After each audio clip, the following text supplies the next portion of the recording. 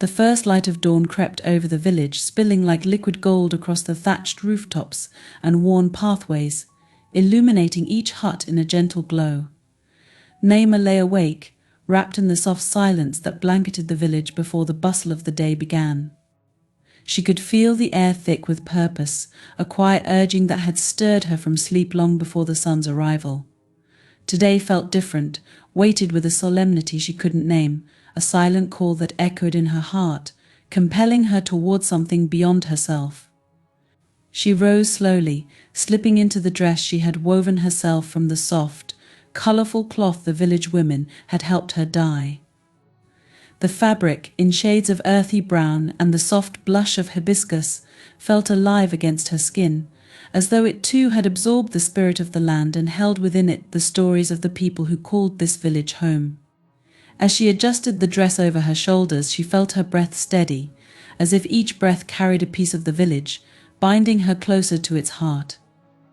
Outside, the sky blushed pink and lavender, a quiet herald of the day to come. Naima walked through the paths of the village barefoot, feeling the cool earth beneath her toes, grounding her with each step. She nodded to the early risers, who paused in their morning routines to acknowledge her with gentle smiles, understanding glances. Their faces were a mixture of familiarity and something new, a quiet respect that had grown in recent weeks, since the village had gathered to honor Mzee Juma. Even now, the villagers' respect for Naima seemed to grow silently, like seeds sprouting beneath the soil, nurtured by unspoken trust. As she approached the great baobab tree, her gaze lifted to the thick branches that stretched wide above, ancient limbs that had weathered countless seasons. The tree was older than anyone in the village could remember, a silent witness to generations of lives and stories. Today its blossoms, rare, pure white flowers dotted the branches, their delicate petals glowing faintly in the soft light. The tree's blooming was something the villagers spoke of in hushed voices, a sacred event that only happened once in a lifetime. As Naima took in the sight, a shiver of awe passed through her. The baobab seemed to be alive with its own energy, pulsing with a quiet strength, and she felt that same energy settle within her, wrapping her in a calm determination. Drawing closer to the baobab, Naima knelt, her fingers grazing the rough, warm bark. She whispered a silent greeting, feeling the tree's presence as if it were an elder watching over her, understanding her without words. She took a deep breath, the air filled with the faint, earthy scent of the blossoms, mingling with the smell of damp earth and salt from the distant sea. This was the same tree where she had once sat with Mzee Juma, learning from his quiet wisdom, absorbing the stories and traditions that he had guarded with a reverence she was only beginning to understand. Naima stayed there, breathing in the stillness, feeling the moment expand as if the tree itself had drawn time to a standstill. She let her thoughts drift, her memories of Mzee Juma mingling with the sights and sounds around her. She remembered his calm presence, the way he would sit with her in silence, his gaze fixed on the horizon. He had rarely spoken, but each time he did, his words were laced with the weight of a life deeply lived, of a bond with the sea and the earth that went beyond mere understanding. Mzee Juma had been more than a mentor, he had been a bridge to a world Naima had felt a longing for but hadn't known how to find. Now beneath the baobab she felt closer to him than ever, as if his spirit lingered in the roots, watching over her, guiding her. The sound of footsteps approached, light and respectful, pulling her gently from her thoughts. She didn't turn but remained with her hand resting on the tree, feeling its strength seep into her bones. The footsteps stopped just behind her, and after a brief pause she heard a soft voice, barely more than a whisper. "It is time, Naima." The voice belonged to Anaya, the village elder, a woman of few words and sharp, perceptive eyes. Naima nodded without looking up, feeling the weight of the moment settle over her. She rose to her feet, brushing off the dust from her dress, and turned to face Anaya, who studied her with a gaze that seemed to pierce through her, as if searching for something hidden within. The elder's face was a map of lines etched by time, each wrinkle a testament to the years she had lived, the wisdom she carried. Without a word, Anaya gestured for Naima to follow. They walked together in silence through the winding paths of the village, each step drawing Naima deeper into the heart of the community. She could feel the eyes of the villagers on her, silent and watchful, as if they too understood the significance of this day. Mothers gathered their children close, men paused in their work, and the younger ones looked on with wide, curious eyes. Naima met their gazes briefly, offering them a quiet smile, her own heart racing yet steady, filled with a calm she could not explain. They reached the center of the village, where the other elders had gathered in a loose circle, their faces solemn, their eyes reflecting both warmth and anticipation. Naima took her place in the center, feeling the weight of their gazes upon her. She stood there, tall and unflinching, her hands resting at her sides, her fingers grazing the fabric of her dress as she steadied herself. Anaya stepped forward, holding in her hands a kanga, a beautifully woven cloth adorned with intricate patterns in deep shades of blue and earth brown. The cloth had belonged to Mzee Juma, and Naima's breath caught as she recognized it. Anaya held it out to her, and Naima accepted it reverently, feeling the soft weight of the fabric settle in her hands like a silent blessing. She draped it over her shoulders, the cloth enveloping her in a warmth that felt like an embrace, a piece of Mzee Juma's spirit woven into its threads. The elder's voice was soft yet carried with it a quiet authority that filled the air around them. This cloth belonged to Mzee Juma, a man who was one with the land and sea, who walked among us as our guide and protector. Today, Naima, we recognize in you the same spirit, the same love for our land, for our people. Naima's chest tightened as she listened, her gaze steady on Anaya's face. She felt each word sink into her, grounding her, connecting her not just to Mzee Juma but to the village itself, to the stories and traditions that had shaped it. She felt as if she was standing at the intersection of past and future, a bridge between the world she had once known and the one she was now a part of. You are now the guardian of our stories, of our wisdom, of the baobab and the land we call home, Anaya continued, her voice filled with a calm strength. Just as Mzee Juma watched over us, you will walk these paths, speak with our children, and hold close the memories of those who came before. Naima lowered her gaze, humbled by the weight of the role she was being given.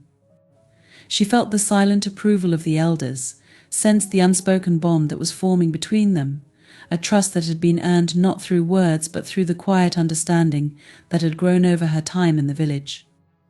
She looked around, meeting the eyes of each elder in turn, feeling the strength of their silent support. Then, as the first rays of full daylight broke over the trees, Anaya stepped back, her gaze softened with pride and a touch of something that resembled affection. The elders closed the circle around Naima, each placing a hand upon her shoulders, a quiet gesture of solidarity and blessing. She felt the warmth of their hands, their touch a silent promise that she was not alone, that they would walk with her, that she was part of something larger, a force that extended beyond herself. For a long moment they stood together in silence, the morning air filled with the soft sounds of the village coming to life, the faint rustle of leaves, the distant cry of seabirds. Naima closed her eyes, letting the peace of the moment wash over her, the quiet strength of the elders flowing into her like a river, filling her with a resolve she had never felt before.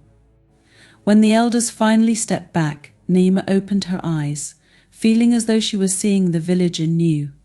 The paths, the huts, the people, all of it felt different, imbued with a warmth and familiarity that wrapped around her heart.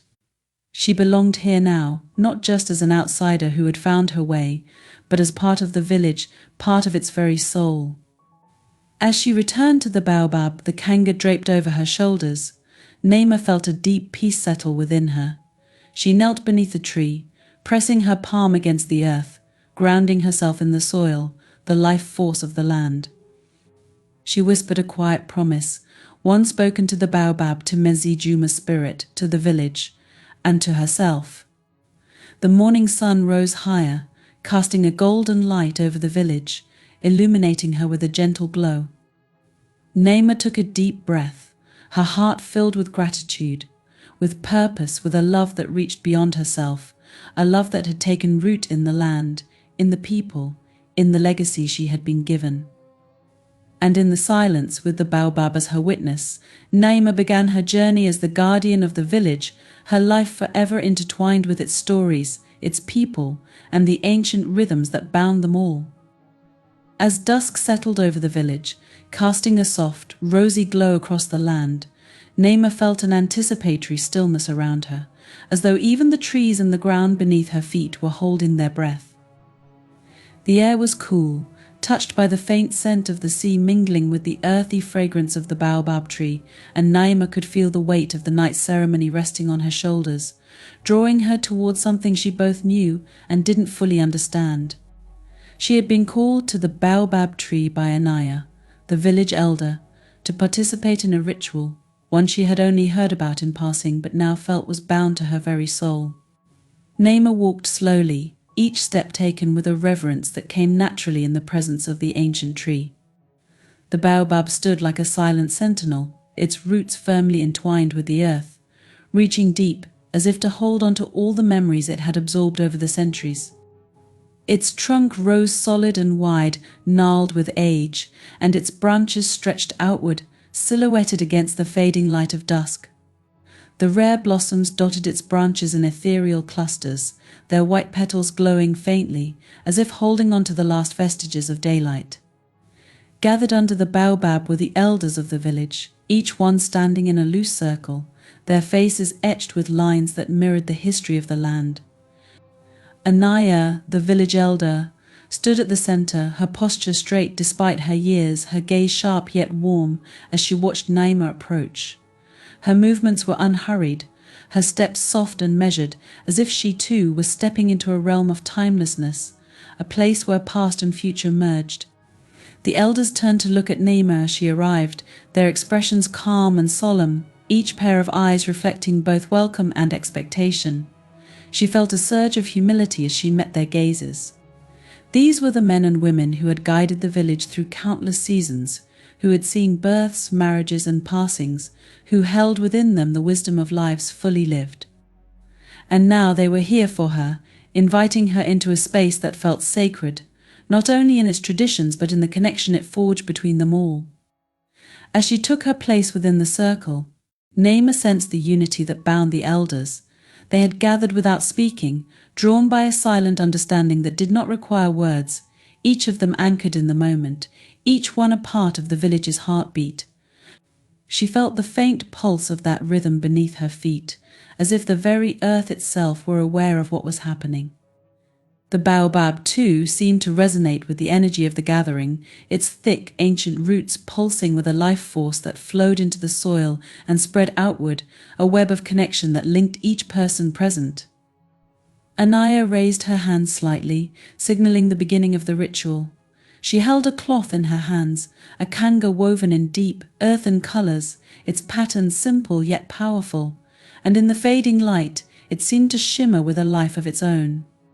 This was Juma's kanga, Naima realized with a pang of emotion, recognizing the familiar design that she had seen him wear countless times. He had worn it during their conversations by the sea, wrapped in it when he walked the village paths, his presence quiet yet firm, a figure deeply intertwined with the village. And now, in Anaya's hands, it had become something more, an emblem of his legacy, a link to his memory, a piece of him offered to her. Anaya stepped forward and unfolded the kanga, her movements deliberate, each gesture infused with a quiet grace. She approached Naima, holding the cloth out as though presenting her with something sacred, something that held within it the spirit of Juma, and perhaps in some way the spirit of the land itself. Naima extended her hands, feeling the cloth settle softly into her palms. She traced its texture with her fingers, the woven fibers rough yet warm, as though they carried with them the strength and warmth of the man who had once worn it. As Naima draped the kanga over her shoulders, a hush fell over the circle, and she felt a shift within herself, a quiet acknowledgement that this was more than a piece of cloth. It was a mantle, a weight she was willingly taking on, and with it came the memories, the traditions, the wisdom of Juma. Her heart beat slowly, almost reverently, and she felt herself being drawn deeper into the moment, grounding herself in the ancient soil beneath her, in the steady gaze of the elders, and in the towering presence of the baobab. The elders' faces softened, their expressions touched by a quiet pride, a silent approval that required no words. They stood as witnesses, each of them connected to her, each of them offering their strength and support through their presence alone. Naima felt their acceptance like a warmth that radiated outward, filling the air around them, binding them all in an unspoken promise that transcended any individual life. Anaya moved back to her place in the circle, her gaze still steady on Naima. She extended her hands towards the ground, scooping up a handful of earth, rich and dark, still cool from the fading touch of twilight. She raised her hands toward Naima, offering the earth as a symbol of the village's foundation, a reminder that all things come from and return to the soil. Naima took a small pinch of the earth, pressing it gently into her palm, feeling its roughness, its weight, as she let it settle into her skin. The earth was an anchor, a reminder of the continuity of life, of the generations who had walked this land before her.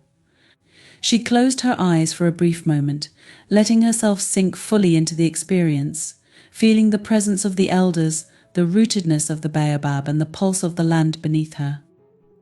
She could feel the spirit of Mzee Juma among them, woven into the fabric of the ceremony, his memory lingering like a quiet song that played only for those who knew how to listen. It was as though he were there, standing beside her, his gaze on her, proud yet serene, passing on his role to her, trusting her to carry forward the traditions he had cherished. Anaya began to speak, her voice low and steady, each word resonating with the power of someone who had lived a life deeply connected to the land and its people. She spoke of the baobab tree, of how it had stood through countless seasons, sheltering the village, watching over them as they lived, loved and lost. She spoke of the roots that delved deep into the earth, reaching for water, for sustenance, much as the village reached for the wisdom and stories that sustained it. The roots of this tree, she said softly, are like the roots that bind us to each other, to this land. They hold us steady, even in times of drought, even when storms rage. They carry the memory of those who came before us and offer it to those who come after. Naima felt the truth of Anaya's words resonate within her, felt it as something she had always known yet hadn't fully understood until now. She was no longer a visitor, an outsider seeking to belong. She was now part of this place, tied to its past and its future, a bridge between what had been and what would be. Anaya raised her hand, signaling for each elder to come forward, one by one. They approached Naima, each holding a small token, a shell, a stone, a handful of dried herbs, symbols of the lives they had led, of the memories they carried. Each elder placed their token in Naima's hands, their faces solemn, their gazes filled with respect and understanding. She accepted each item with care, feeling the weight of their history settle over her, feeling herself become part of their story, of the village's story. When all the tokens had been offered, the elders stepped back, forming a circle around Naima. They stood in silence, their eyes upon her, their presence a testament to the bond that now connected them all. Naima felt a surge of gratitude, a deep, abiding respect for the lives of these men and women, for the experiences they had endured, for the strength and love they had given to the village. In the stillness, she felt something shift within her, a realization that this ceremony was not merely a formality. It was a binding, a promise between her and the village, between her and the land, between her and Mzee Juma's spirit. She would carry the memories of these people, the stories of those who had come before, and one day she too would pass them on, ensuring that they lived on, as enduring as the baobab itself.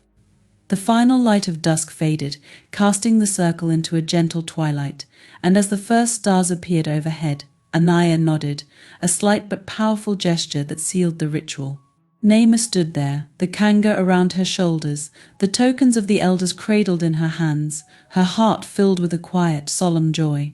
She understood in that moment that she had become part of something eternal, something that would carry her forward even as it held her rooted to the earth. With a final look at the baobab, Naima bowed her head, silently thanking the tree, the elders and Mzee Juma for guiding her to this moment.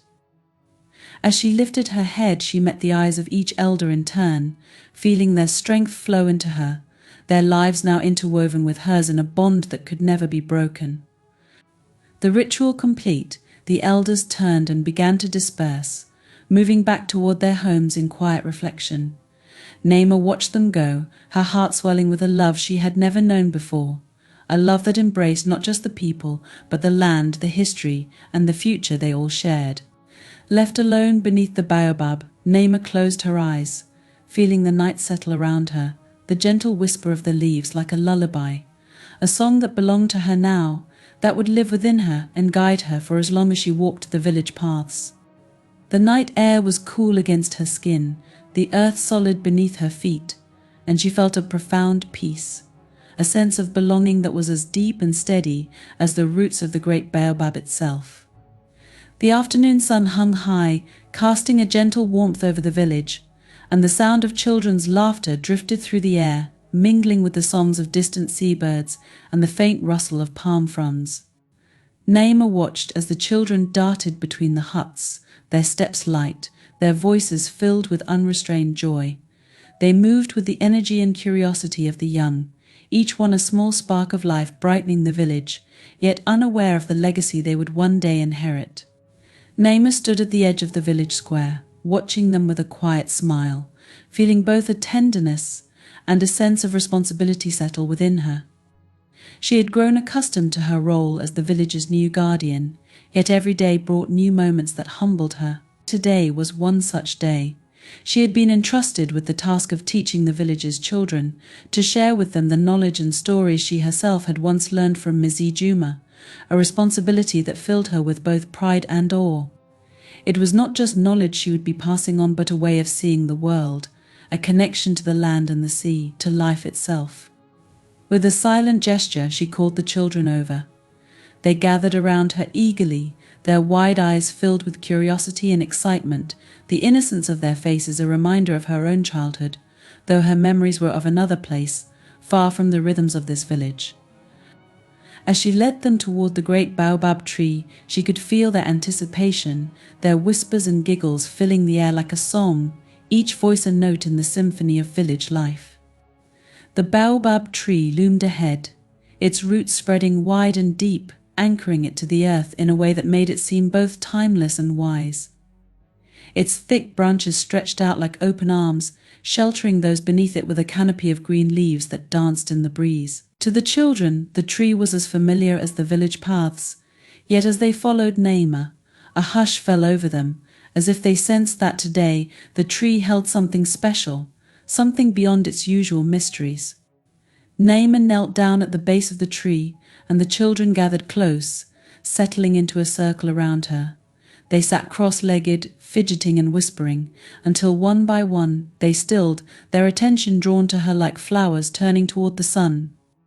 She looked at each of them in turn, her gaze soft yet steady, letting them feel the weight of the moment, the importance of the knowledge she was about to share. With slow, careful movements, Naima reached into the small woven bag she carried at her side, drawing out a handful of shells, smooth stones, and small, delicate pieces of driftwood.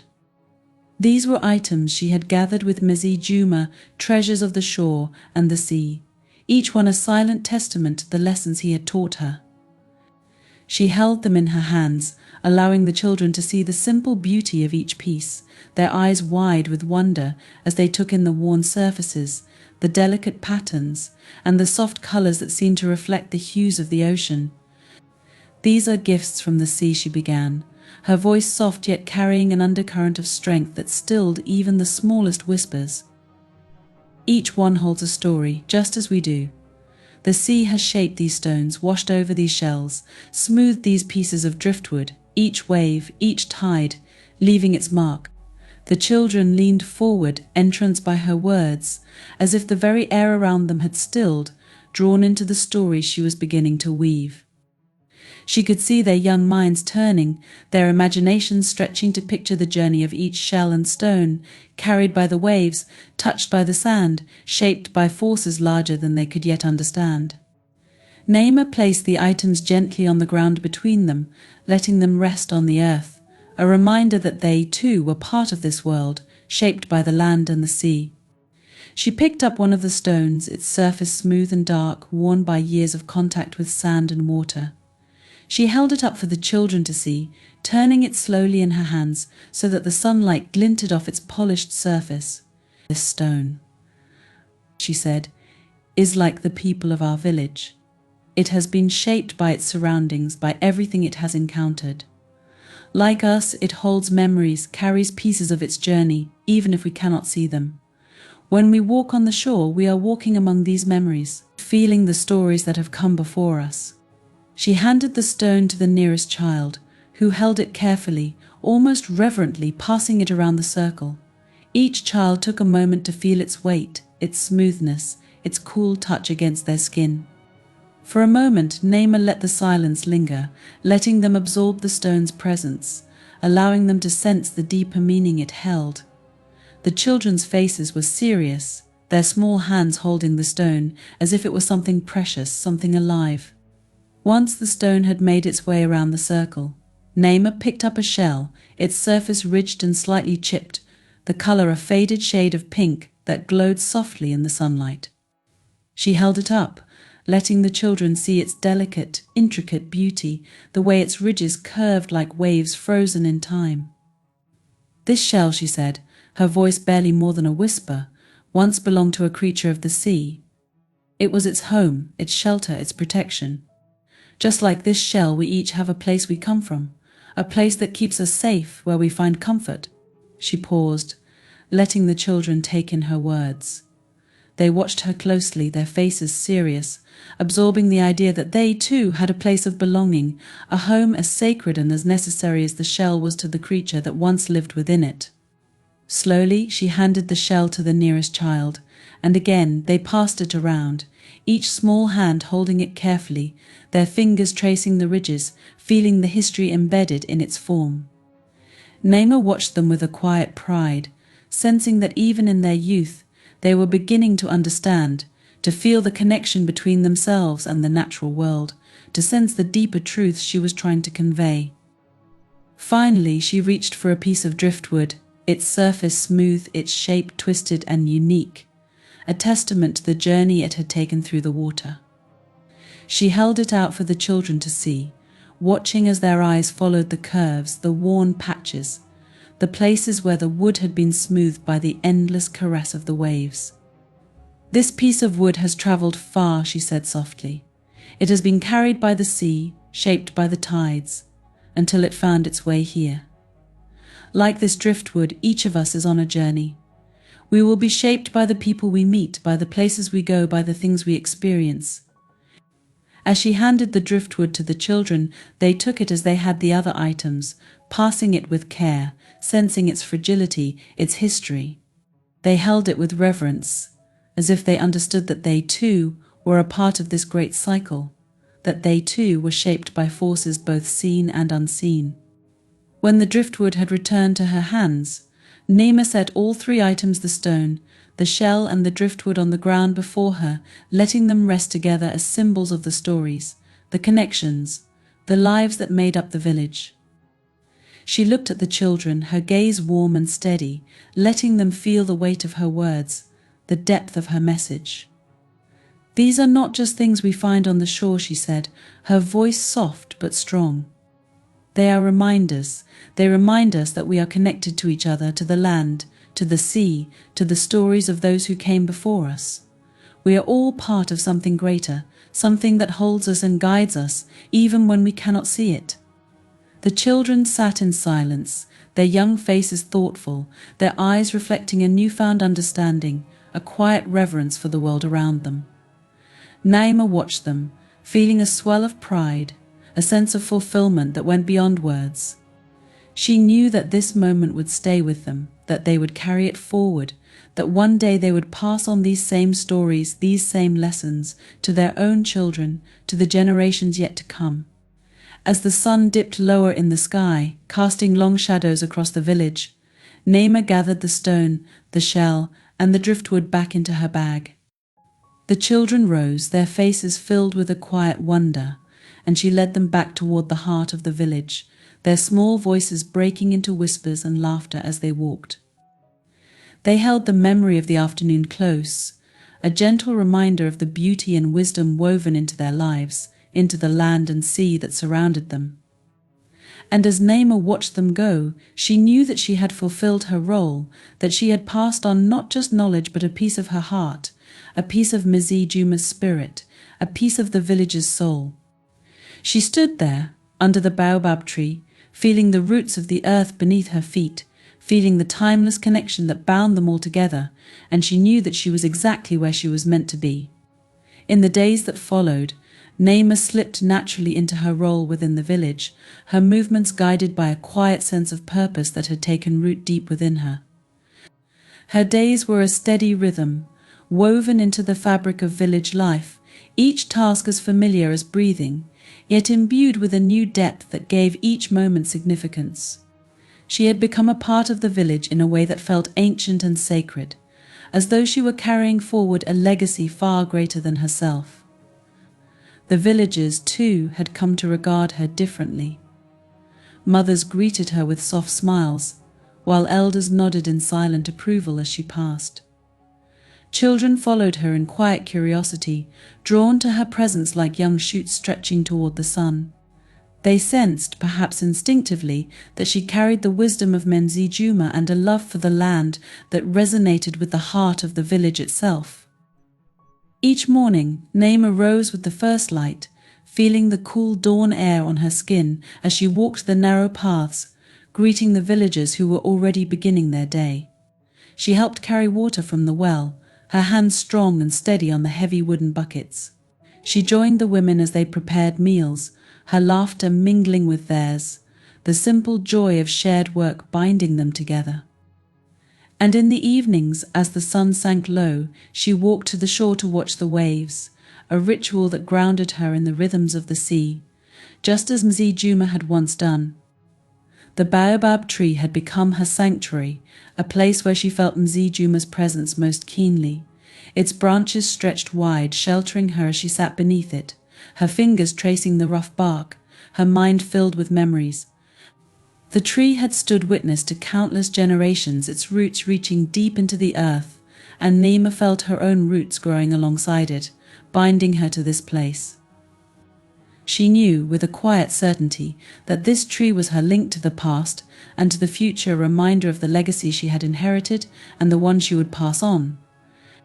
With each passing day, she felt herself growing into her role, finding strength in the knowledge that she was part of something larger, a continuum that held the lives and memories of all who had come before her. The villagers came to her now for guidance, for comfort, for the simple reassurance of her presence. They shared their worries, their joys, their stories, trusting her with pieces of themselves as naturally as they breathed.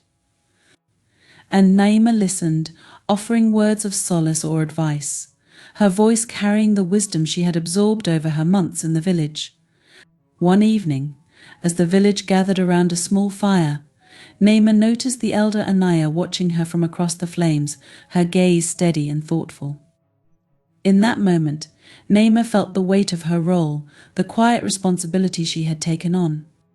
She understood, perhaps more clearly than ever, that she was not merely filling a place left by Mzee Juma but creating her own path, her own legacy. This was her chapter, her time to carry forward the spirit of the village, to nurture it and pass it on. The fire crackled softly, sending sparks into the night sky, and Naima sat in silence, absorbing the warmth, the companionship of the villagers around her, and the timelessness of the moment. She felt a deep peace settle over her, a feeling of home that wrapped around her like a blanket. She was no longer a visitor or a student, she was woven into the village's story, a part of its pulse, its soul. As she looked around at the faces illuminated by the firelight, Naima felt a swell of gratitude, a love that reached beyond words. This place, these people, they were her family now. She was their guardian, their connection to the past and their bridge to the future.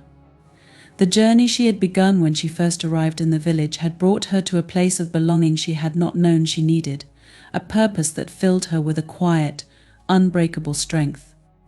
In the silence that stretched beneath the stars, Naima knew that her life had taken on a new rhythm, one that would carry her forward.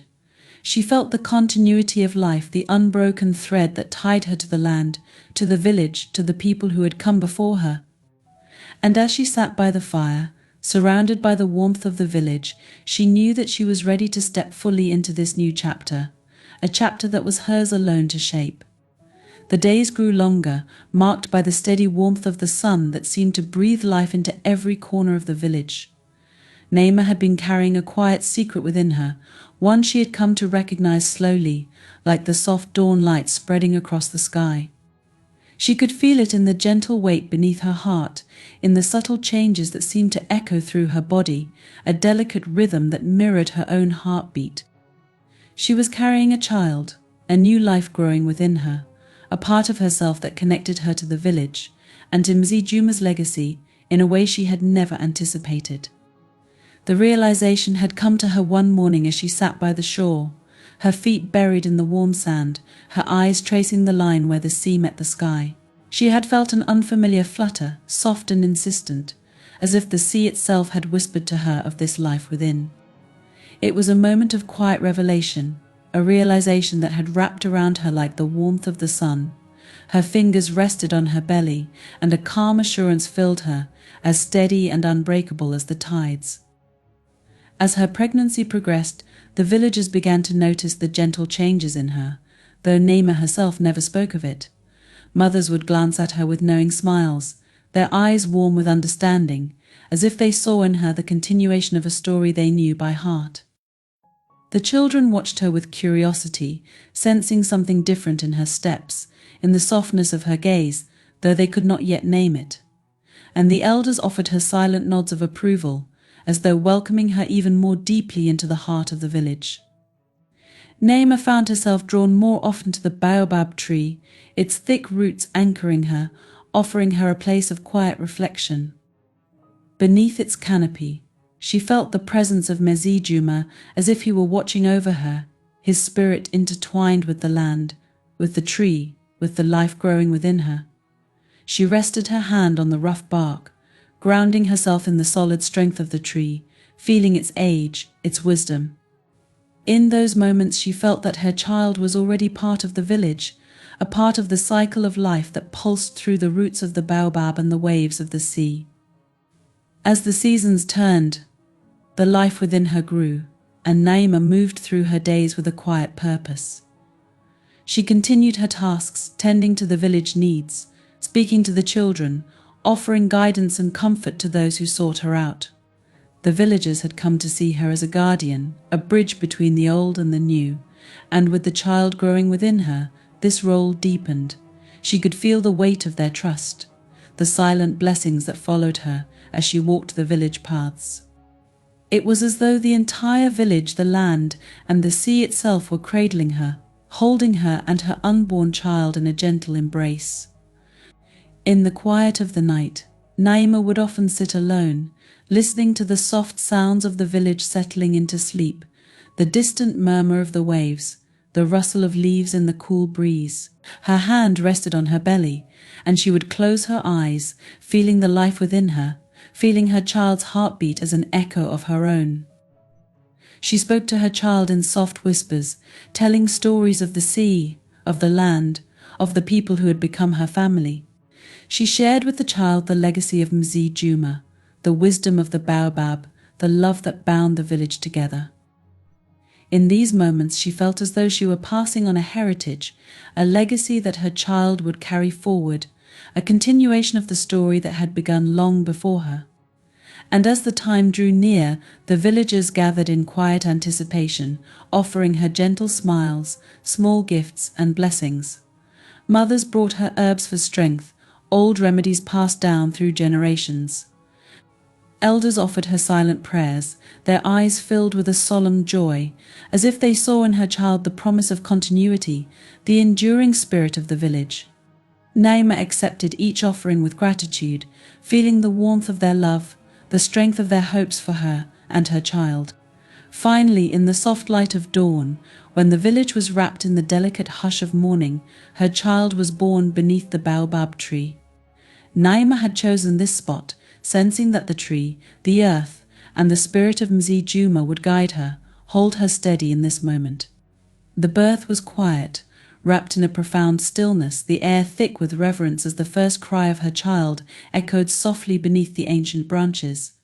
The villagers, drawn by an unspoken call, gathered at a respectful distance, watching with awe as the new life entered the world. Naima held her child close, feeling the warmth of the tiny body against her chest, the softness of skin that seemed to carry the scent of the earth and sea.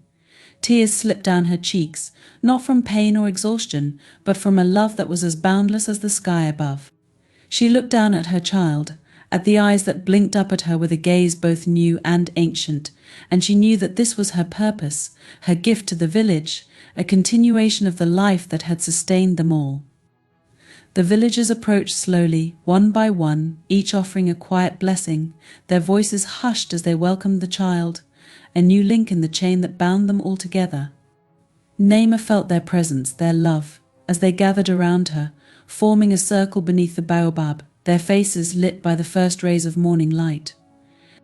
In that moment, Naima felt the presence of Mzee Juma, felt his spirit wrap around her and her child like a gentle breeze. She knew that he was there, watching over them, guiding her, his legacy living on in the child she held. And as the sun rose, casting a warm glow over the village, Naima felt the quiet assurance that she was exactly where she was meant to be, her life and her child's life woven into the heart of the village, into the roots of the baobab, into the unbroken cycle of life that would carry them all forward. The days after her child's birth brought a deep stillness to Naima's heart, a grounded peace that settled within her like roots burrowing into the earth. She felt as if the village itself was holding her, a quiet understanding in the glances of the villagers, a silent support offered in every nod and gentle smile. Her role as guardian had become inseparable from her identity, woven into her spirit as seamlessly as the pulse of the sea that beat against the shore. With each dawn, Naima rose to greet the day, carrying her child close as she moved through the village. Her steps took her from one family to the next, her presence as natural as the morning light spilling over the land. She helped where she was needed, lifting water from the well, mending torn fishing nets, sharing her stories with those who sought her guidance. The villagers had come to regard her with a reverence she had only seen given to Mzee Juma, a quiet respect that spoke to the trust they had placed in her, the place she had come to hold in their lives. The baobab tree had become her touchstone, a place she returned to each evening as the sun slipped below the horizon. Beneath its wide branches, she found comfort in the presence of the tree, its roots as steady and unyielding as the role she had taken on. She would sit there, her child in her arms, feeling the cool bark beneath her fingertips, listening to the gentle rustle of leaves above. Here, she felt closest to Mzee Juma, his memory like a quiet echo that reached her through the silence, filling her with strength. The village children gathered around her often, their eyes bright with curiosity as they settled beside her under the tree. They listened as she shared the stories Mzee Juma had once told her, tales of the sea's mysteries, of the spirits that danced in the waves, of the land that held them all. She watched as their faces lit with wonder, as they leaned forward, drawn into the world of legends and lore, their imaginations stretching to touch the edges of a reality they were only beginning to understand. She could see in their faces a spark of understanding, a recognition that they were part of something much larger than themselves, part of the ancient pulse that ran through the village and into the earth. The villagers came to her not only for stories but for counsel, for her steady presence, which had become a source of comfort in times of uncertainty. She offered them guidance, listening deeply, her words carrying the quiet wisdom she had absorbed from Mzee Juma and from the land itself. She spoke rarely, yet when she did, her words seemed to settle into the hearts of those around her, bringing them peace, grounding them in the reality that they too were held by the land, by the sea, by the village they called home. As the seasons passed, Naima's role grew to encompass rituals that marked the village's rhythms. She led the gatherings under the baobab tree during the harvest season, where the villagers would come together in celebration, offering thanks to the land that sustained them. She guided the young ones as they took their first steps into adulthood, their initiation marked by a ceremony that honored the life they were stepping into and the responsibilities they would carry forward. She presided over weddings, over births, and even the rare funerals, standing beside families as they offered their loved ones back to the earth, reminding them of the unbroken circle that bound them all. There was no need for words to solidify her role. It was a presence that grew with each passing day, a natural extension of her love for the village and the people within it. She became a fixture of the village, like the baobab, her life intertwined with theirs, her spirit woven into the fabric of their lives. Each person who approached her, each child who listened to her stories, each elder who nodded in quiet approval, all were pieces of the legacy she was building, a legacy as steady and enduring as the land beneath her feet. In the quiet of the night, Naima would often walk the village paths alone, her child sleeping soundly in her arms, the stars casting their soft light over her. She felt the strength of the village, the continuity of its traditions, its silent resilience in every step she took.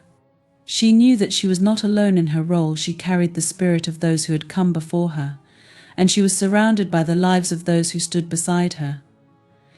She was a guardian, a keeper of stories, a protector of the village's soul, yet she was also simply Naima, a woman with love in her heart and a place to call home. And as she looked down at her child, sleeping peacefully in the moonlight, she felt a sense of fulfillment, a quiet joy that settled over her like a soft blanket. She knew that she was carrying forward a legacy that would live on, a legacy she would one day pass to her child, to the next generation, ensuring that the spirit of the village, the essence of Mzijuma, would never fade.